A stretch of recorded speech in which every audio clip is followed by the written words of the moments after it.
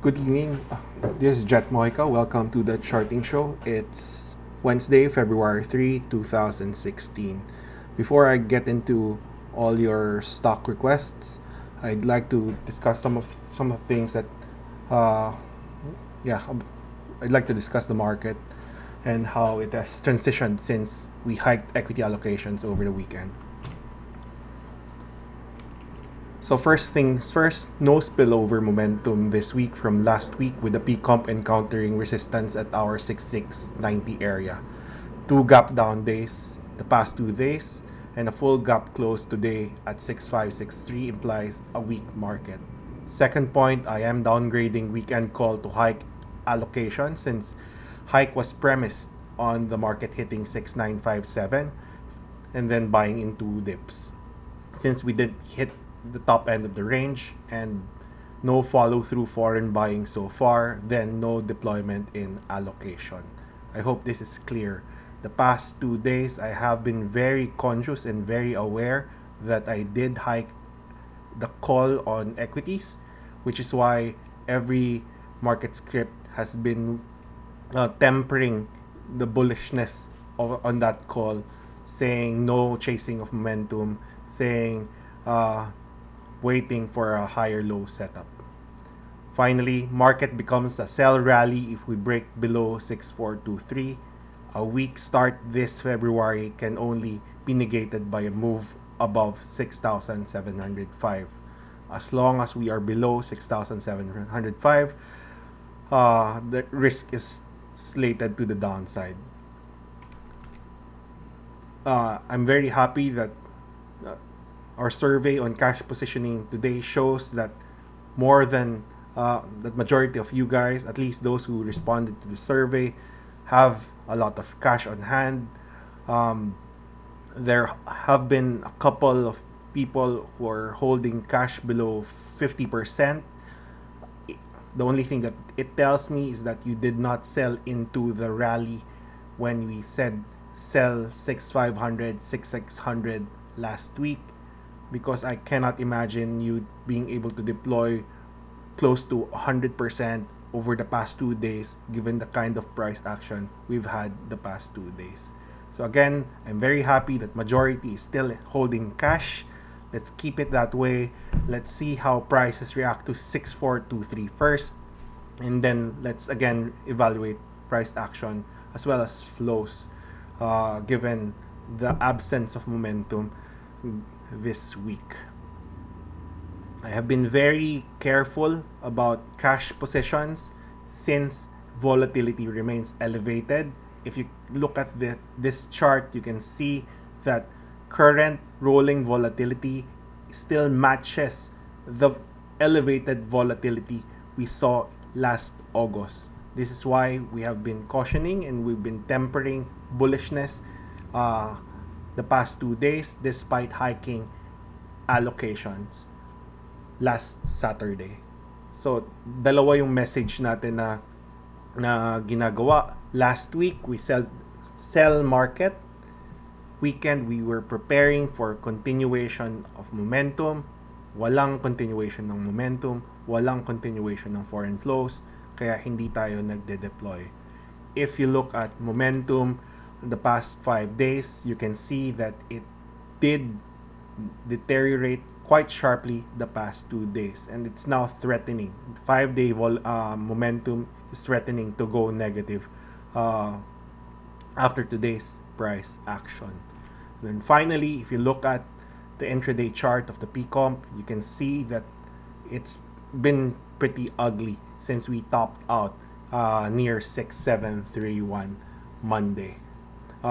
If you look at it, there is no known support around 6534, even though it is trying to base out, and it may try to rally from 6534 area to at least test again 6613 if there is really stiff resistance around that area. Again, intraday, walang setup akong nakikita to buy into the current dip. Closest known support to me is between 6435 and 6370 levels. But again, if we break below 6423, the market becomes sell rally. This is the effective trading range for the P-comp that we have. It's 5889 to 6957.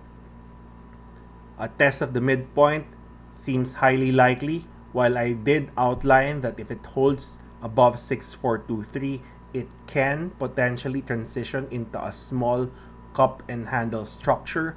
Let's wait for that. And let's wait for the market to take back 6705 before we consider being bullish on the market again. Because when you pull up the daily chart of the monthly chart of the P-comp, let me just pull up my AMI broker. Here you will see, let me just pull it up properly. Here you will see the bears are definitely in control of the month with resistance at 6705. So until we take that level back, they will continue to be in control. Again, if you look at the quarterly, what we need to do going into March is close as hit as close to 6956 for us to have a good quarter in next quarter. So these are the levels that we are looking at for us to be more bullish on the market at this point. Because right now, given this current configuration, there is really no known support below 6705, at least if you consider last month's monthly candlestick. So that's where we are right now. This is where it becomes problematic for the bulls at this point. And this is also why I am downgrading our equity allocation call. I'm downgrading it to 50% with a minus tilt of 25%. I don't like to go to 100% cash just yet, because the next transition that I am considering is for the market.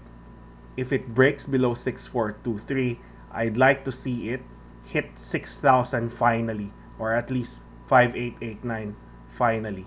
Kasi from there, I am pretty sure if we hit that level correctly, and if we do this type of slide over the next couple of weeks, we will see the market finally generate some type of bullish divergence based on these two lows, potential lows. So that's where I am right now. This is what I'm thinking as of the moment.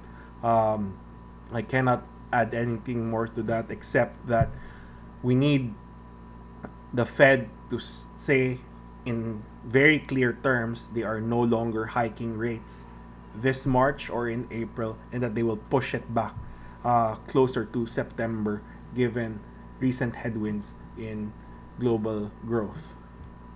With that, you can type in your questions and your stock requests so we can cover as much stocks that we can. TFHI. Well, TFHI, like we previously discussed, looked very similar to what happened to Davin. So the structure is there, wherein W shape yung naging structure niya. If I'm holding the name, and I'd probably try to sell as close to resistance is at 124. If you can sell as close to 124, or if talagang bullish ka on TFHI, then hold ka na lang, adjust stop to ang mangyayari dito, adjust stop ka based on open or so ang stop ko na dito, it would be 69.45. Sorry, not 69.45. My stop would be at 108 for TFHI.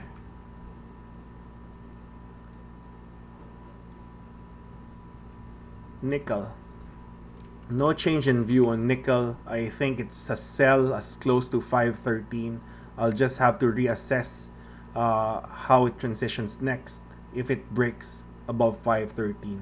If it breaks 513, then it becomes a buy dip candidate. Tapos bibilin mo na lang yung higher low after it hits 513. Right now, no known support at these levels. Closest is at 418. Hindi mo pwedeng igalaw pa yung support level from sa nickel. SMC range bound until month end. My sense, it's setting itself up for some type of flag, but if it fails to take out 73 next month, then it tops out over the near term. Kasi the last thing you want is for SMC to start next month below 73 level. Kasi matatagalan yung consolidation ulit. Below 73, no clear support pagka ganito magtapos yung February candle mo. AGF. It's encountering resistance at 330. It'll likely consolidate in the near term, possibly until March. Downside risk until March pagka si AGF mag-close ng February below 298. Can't add anything more to that. Kasi pag tiningnan nyo nga yung yearly, ito yung nabanggit ko sa inyo last time, it needs to hold above 286. Given this current configuration, it may struggle since yearly yung pivot na nangyayari for AGF. So AGF again needs to take out 333 to do better. But I still like the stock. It just so happened na 330 is very stiff resistance. So kung bumalik man siya sa 220, then I'll probably range trade 220 and 330 again.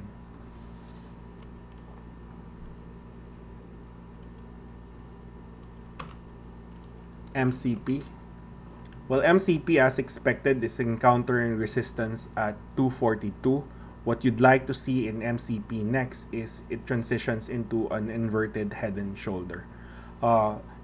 Inverted head and shoulder can potentially find support near 203 depending on the strength of yung buying activity, but it can also dip as low as 184. Either way, as long as it's above 164, it will continue to be tradable. Itong si MCP. Earnings play siya, so until mag-release sila ng bagong numbers nila, buy on dip siya. Kasi ang assumption ng mga tao on MCP is that nag-improve yung numbers nila because of yung mga ginawang organizational changes sa MCP. FNI, same thing for FNI. As long as it's trading above 59, it still has a chance to take out 72 cents. If it breaks below 59, the next known support is at 53. Timing wise, could be a March play if it can hold those two key levels that I just mentioned. But again, it'll need to take out 72 for it to trade better. Take out 72 and I can bring you to 94 cents next. Well, Maxis has continued to defy my expectation. I still want it between 1194 and 1280. Having said that, I realize that they do control the week, at least for the week. As long as Max is above 1410, they can negate my yung levels na ini-indicate ko previously. Max range bound for the rest of the month. Nagpipivot pa lang si Max. If it can stay above 1410, then it can do better in March. But if it fails to hold 1410, then I fully expect it to slide dun sa 1194 to 1280 level ko. Mas gusto ko siya dun. Right now, resistance kay Max is at 1480. If it fails to take that out, downside risk kay Max will be magnified. LPZ, I still like to pick up LPZ between 461 and 487. No change in that view. it will potentially, at that level, it will potentially complete yung harmonic pattern na that I posted dun sa LPZ channel niya. Bloom still struggling near 455. Still one of isa sa mga malakas na pangalan the past couple of weeks. If you look at the monthly chart, it needs to hold above 416 until the end of the month. If it can hold above 416, it will do better in March. If it takes out 455 this month, then it can potentially go to 557 next.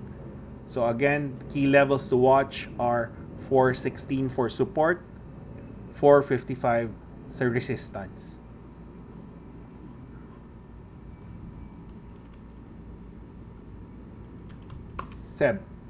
Seb, like I said, I will need to reevaluate this name. It is taking too long to it is taking too long, and it has not yet tested 81-82 level. If it breaks below 74.95, it will test 72.65 next. Break below 72.65 and medyo olats na siya. So again, watch this name if you're holding it. You need to be aware of support and yung daily price action niya from here on. Kasi nahihirapan siya just even to take out 77.24.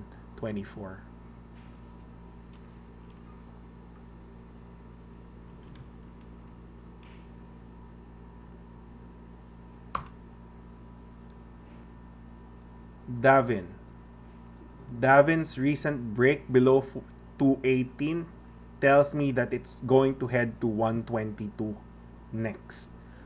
It's not going to go there straight.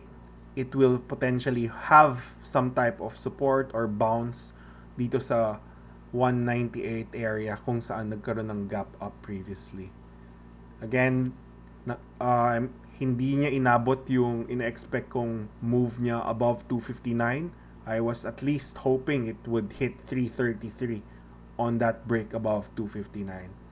If you're planning to buy 199 based on yung a bounce sa gap support niya, try to sell as close to 259 on that bounce, because there it will print a lower high at that point pagka hindi siya pag naging mahina yung bounce niya from gap support area.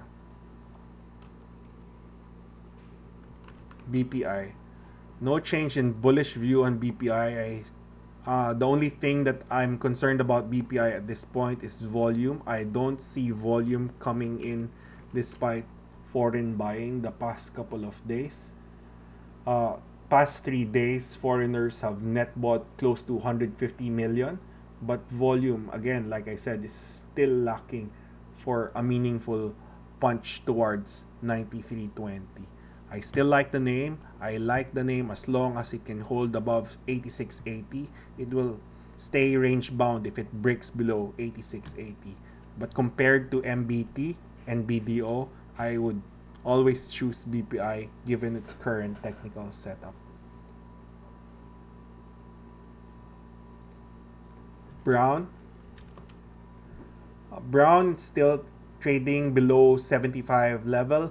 It will stay range bound as long as it's below 75 level.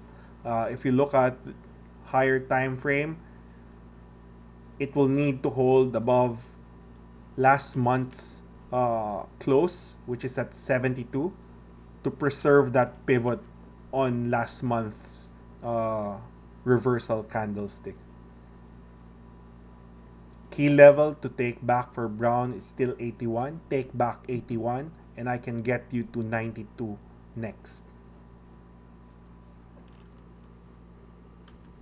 Meralco still fairly resilient, but it has been unable to break or even test 321 handle.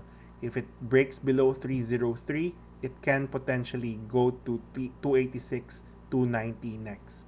Again, it all depends on 303 and its ability to take out 321. So ito yung wide range mo for Meralco at this point. It will make a move soon kasi nagiging compressed na yung area at these levels. Kaya makikita mo medyo kahit dun sa tape, medyo bearish yung nakita kong price action on the tape. So, if it breaks 303, I fully expect it to hit this area. My sense, if it can find buyers here, it can potentially do this next. Point here for Meralco, nagko-compress na. So, expect a big move sa Meralco, either to the upside or the downside. My sense is going to be to the downside, but that it will find support between 286 and 290. MPI. Well, MPI had this false break above 540 on heavy volume the past couple of days, so it may take some time before it can break above 540 again. It's currently trying to hold the line near 534, but like I said, because it broke out with volume above 540, it may take some time to fix the technicals for this name. If you look at the weekly chart, resistance is at 552. Monthly chart, it can potentially stay range bound for the rest of the month with resistance again at 552. Quarterly, it's still okay. It needs to hold above 523 for it to trade better in the second quarter. So again, the effective range is between 523 and 552. Take out 552, then you get you get to hit its measured move of 636. So ganun mo na lang siya i-frame. So key levels 523, 540 and 552 for MPI. FGen, despite today's big volume in FGen, I still think it's a useless name to trade. Despite the market rallying last month, it was unable to close this gap near 19. What I'd like to see FGen do is I want to see it break below 1774. I'd only consider the name if it breaks below 1774 with potential buy levels between 1435 and 16. But again, I don't know what's happening to this stock. Again, may malaking volume nga na nangyari kay FGen today, tapos foreign buying pa siya. So I don't know what that thing's up. Just to put things into context, foreign buyers bought 178 million ng FGen, but year to date they are still net out 89 million. SSI. Well, check. I was looking at SSI earlier, and it broke below last month's opening level of 320. I would like it to continue to slide. I would like SSI to break below 305 next. If it breaks below 305, I'm pretty sure that we'll be able to pick it up close to 183 and 213. But then again, may gap ka kasi dito close to 244. So pwedeng mag-hold yung support level na yon. Pero if I remember correctly, heavy volume tong mga araw na to. So pag mag-break below 305, pwedeng magkaipitan at pwedeng magkaroon ng bentahan for SSI. Gusto ko pa rin talaga si SSI between 183 and 213. SMPH still trading at close to 2102. It's still my preferred property exposure, but I am very wary that it can potentially top out at these levels. Kasi walang momentum tong stock na to. It's just a range trade, and if you look at my model right now, my momentum model turned bearish on the name for the first time today after having a range bias for since December. So be very careful with SMPH even though it's resilient at current levels.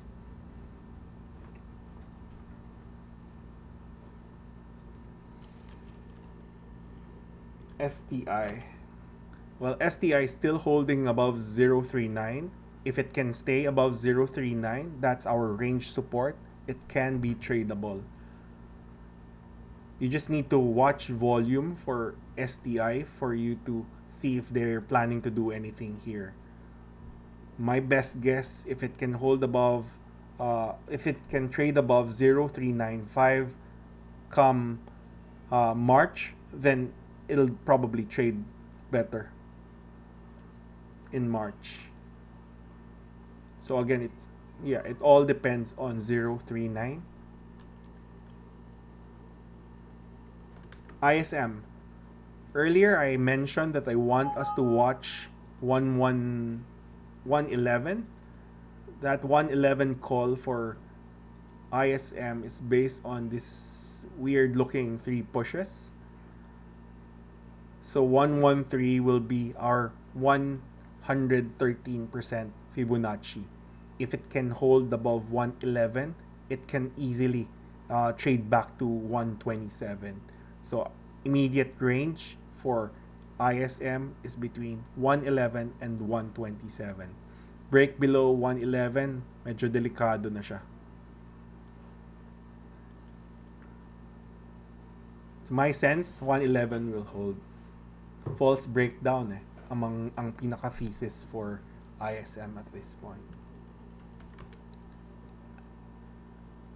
Well, ANI still trading near highs, trying to hold the line above 435.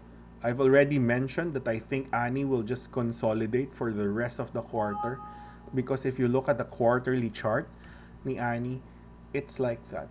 It's not going to go anywhere with this type of candlestick structure on the quarterly. Resistance is at 473.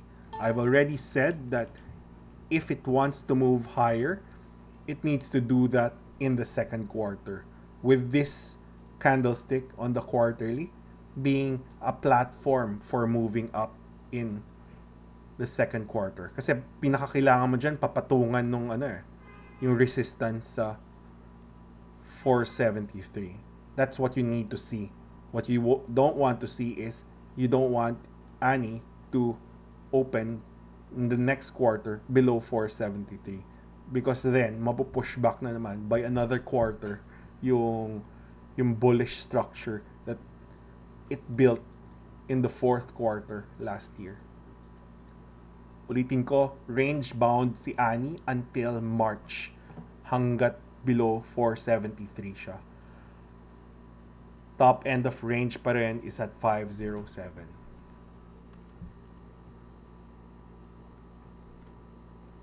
Picor. I still like Picor. I like the fact that Picor broke and gapped down below my reference line of 648 today. I would like to pick up Picor close to dun sa original buy levels natin na 510 to 554. Because if it does this, I'm pretty sure magkakaroon na naman tayo ng bullish divergence dito sa levels na to. At least yun yung dasal ko, na bumalik siya dun sa levels na yun. Because if it doesn't, ang mangyayari, if it prints a higher low, medyo boring siya for me. In the sense na masyadong mataas yung level na pagbibilan na to. Kasi pag bumalik ka sa 579, sa mind ko, ang downside risk mo masyadong malawak, masyadong malapad. Pero tingnan natin kung anong magagawa natin sa kanya. RLC. Well, RLC, hindi ko siya tinitingnan. Walang tumitingin sa kanya. Kasi hindi siya interesting enough. Hindi siya liquid. Malaking problema siya pagka maipit ka sa kanya. Besides, if you look at the yearly structure ni RLC, it's down 10.9%. It is underperforming the market. So wala kang aasahang maganda kay RLC at this point. If you're buying RLC, you're just range trading between 2450 and 2760, which is the resistance on the yearly chart for RLC. Maraming iba na pwede kang tingnan more than tong si RLC at this point. Kahit na sabi mong range bound siya, pwedeng i-range trade. I can't see it giving you more than 10% on the range trade. Well, now, like I said, medyo useless siya if it's below 73. Closest known support are 65 and 62. If it can hold above 65, then it can do well in March, but it will really need to stay firmly above 73 para matanggal mo or ma-break mo itong multiple resistance between 85 to 98. Right now, I guess it's okay kasi break of downtrend pa rin. So range bound siya. So let's see kung paanong transition balak nila dito. I have yet to review yung volume na nangyari the past couple of days for now. So tingnan ko, update ko na lang yung entry natin on now para mas maging klaro yung understanding natin sa kanya. RFM, again, wag nyo nang tinitingnan si RFM. RFM useless unless it takes back 390 and 404 level. Well, I do imagine it taking it back unless you guys can tell me na may catalyst dito na earnings maganda. I'm not interested in this name. So, again, if you're interested in RFM, I strongly suggest you wait for it to take back 390 to 404 level. Tapos, i-treat na lang natin overshoot itong move below 390 to the downside. Meg, I strongly encourage you guys to stay the hell away from Meg. Sa totoo lang, kung meron akong kinatatakutang stock, it's really Meg. Kahit na sabihin pang range tradable siya between 3 pesos and 371, the reversals are brutal, especially if you're chasing momentum on Meg. Risk reward is extremely poor. And para siyang Ali sa mind ko. Kahit na si Ali trading near highs pa rin despite yung bearishness ng market. Speaking of Ali, as long as it's trading below 31.86, odds are it will break below 29.72 again. May confluence of support ka below 29.72 near 26.27 to 27 area. RHI, one of the few names that I still like in this market kahit na sobrang kupad at bagal nitong pangalan na to. It's still trading below my comfortable level. Ang comfortable level ko kasi sa kanya is 61.89 to 63.15. I want to see RHI move above that level, move above my range support of 61.89. Right now, the closest known support is at 58.50. Tapos yung last known support niya pa rin is at 56. So I'm still watching the name and I still like the name. LPG, recent break above 1494 did not generate enough volume for it to hit the top end of the range near 1752. Like I was mentioning during dun sa TAD na follow-up session ko, sabi ko pwede siya mag-transition into a complex inverted head and shoulder. Complex meaning dalawang left shoulder, dalawang right shoulder. So we're still missing one right shoulder sa range consolidation niyang ito. So pwede kang bumalik sa 1238, especially if it fails to hold above 1495 and it will still maintain its bullish tone for the year. Ganun lang yung pinaka kwento rito. But it should still be a buy dips But if you're holding it, I want you to manage your position, manage your trade. Don't give back yung gains na meron ka, kung meron ka pa.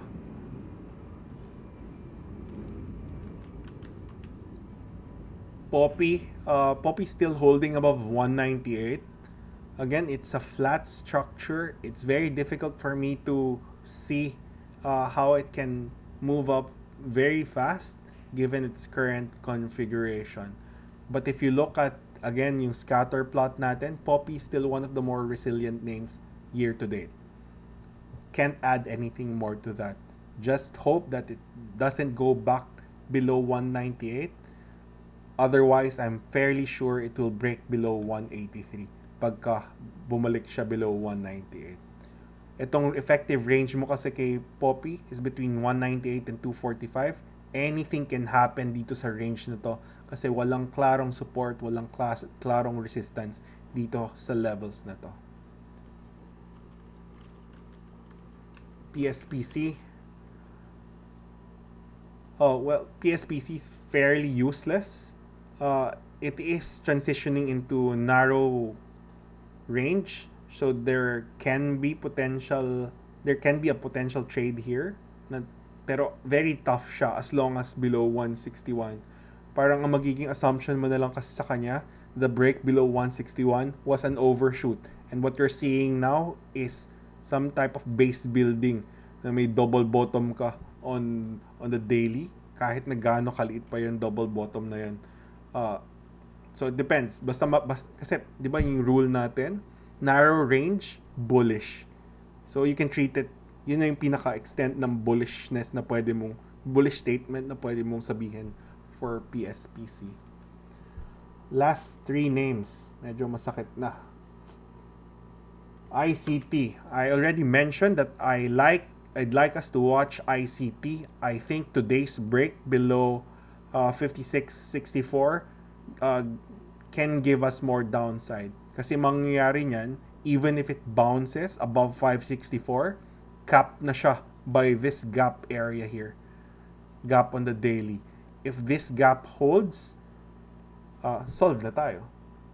Sigurado na yan. Punta yan 45.50 to 48.25. 28. Doon natin siya pick upin. Doon natin siya simulan i-trade. But not at these levels. So watch this name. Gusto natin tong pangalan na to.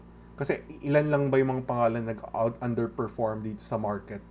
Nag-underperform ICT, DMC, SCC. So I'd like us to focus on those underperformers, since if the market collapses or the market corrects sharply, they will be the first one to hit their support lines kasi sila yung unang mababatuhan. That's my thesis. Kasi pag tinignan mo si DMC, underperform yan.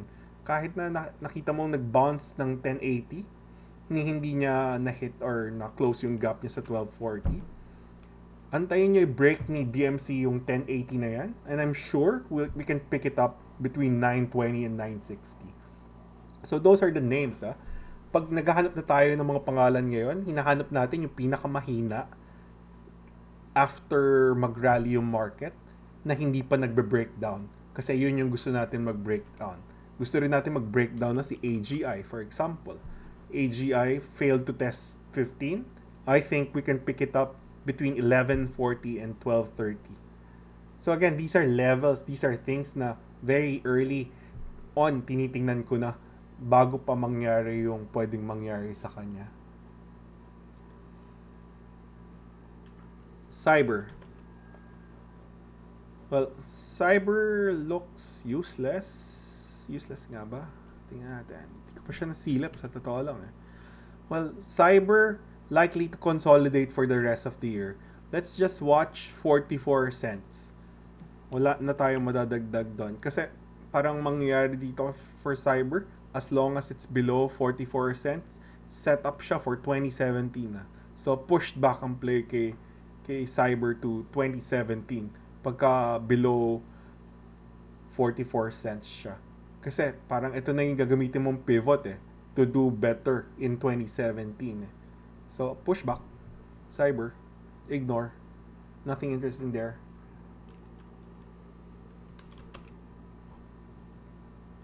ACR. Same thing for ACR. Nothing interesting here. As long as it's below 138, nothing to do. VLL. Well, VLL is currently holding support near 373. It's trying to take back 402. I'd still like VLL to hit 284, but that's just me being a hater. VLL objectively is holding support at 375. So if it can hold support at 375 this month, then it can build on this and it can potentially rally in March. But it all depends on 374. But even then, if you look at yung quarterly niya, if you're buying for 373, the most that you can get out of this trade is 515. So ganyan yung effective range mo sa kanya. And I doubt it can go back to 515. So isa-segment mo na lang siya ulit para makita mo kung ano ba yung totoong upside mo. Upside mo, if you buy 374 and it holds above 403, max upside 445. You should be selling 445 up for VLL. Ganun ko siya fine-frame. Kasi range bound lang naman yung quarter mo eh. So, compute mo lang. Parang ang hirap lang i-range trade, lalo na i-liquid pa siya. Okay lang mag-range trade. Madaling mag-range trade pagka liquid. Meg is liquid, kaya na-range trade siya. VLL is illiquid, mas mahirap mag-range trade ng mga illiquid names. So, ganun na lang yung magiging criteria nyo pagka naghahanap kayo ng mga range trade candidate. PIP. PIP, I'd like us to watch the name, like I said dun sa post ko, near 273. So, 289 to 273, yan dapat kasi yung measured move for PIP given yung range na in-outline ko na 273 to 588. So, that's the effective range. Na ang breakdown mo from 4 pesos, ang measured move niya 273. But once you get to 273, you don't buy it automatically. You just watch. Kasi marami ka namang oras eh. Okay lang basta klaro na yung direction. Ang buy zone mo dito sa kanya is between 273 and 304. Once it has a base between 273 and 304, it can easily go back to 4 pag ayos yung base mo for PIP. Last name, Fly. Fly is tough. Yeah, it's a bit tough at this point. As long as trading below 149, bears are in control. Good news is, ano bang good news? Wala akong mabigay na good news eh. Yeah, full control ng bears at this point yung yearly candle. So imagine, if you're buying at these levels, you better hope that it can first break above 149 and then take out 181 to the upside. Kasi 181 yung starting level mo for the year. I'll try to map out kung anong potential script at saka pick up levels natin for Fly. Since I did say I liked the name last year, pero right now wala pa akong buy levels sa kanya after it broke down like this. Alright, thank you very much for attending the charting show. Yeah, maraming salamat.